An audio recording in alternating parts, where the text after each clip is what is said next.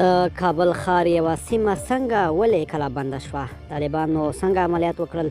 ملګرو که تاسو هم غواړئ په پوره جزئیاتو پوه شئ ویډیو تر اخره وګورئ او زموږ چینل هم سبسکرایب کړئ. سلام، ستړي مه شئ، وخت مو په خیر. پام وکړئ د نن ورځې تازه او مهم خبر ته.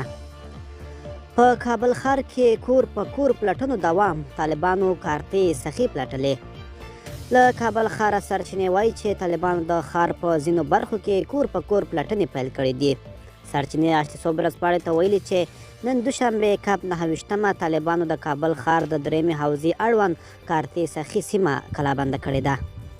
د سرچینې د معلوماتو له مخې طالبانو د کورونو پر پلټلو سربیره پر سړکونو د سخت پوځي حضور ترڅنګ فرعي سړکونه هم څارل. د طالبانو د تفتیش پر طریقې تر نیوکو وروسته د دې ډلې جنګیالیو په کارتې سخي کې د کور په کور پلټنو پر مهال له ځان سره یوه ښځینه پولیسه هم درلوده. وسله والو طالبانو نه دي ویلي چې د کابل ښار په کارتې سخي سیمه کې د کورونو د تلاشۍ موخه څه ده.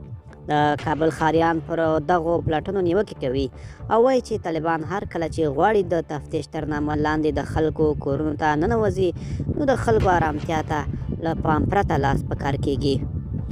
په څه کم 2 میاشتو کې دا د کابل ښار درېیمې ناحیه کې د کور په کور پلټنې دویم پړاو دی. ملګرو، دا به زموږ چمتو شوی ویډیو. که تاسو هم د دې ویډیو په اړه څه نظر یا پیشنهاد لرئ موږ سره کومنټ کې شریک کړئ او د لا ښکلي ویډیوګانو لپاره موږ سره پاتې شئ. تر بیا ښه وخت او ښې چارې.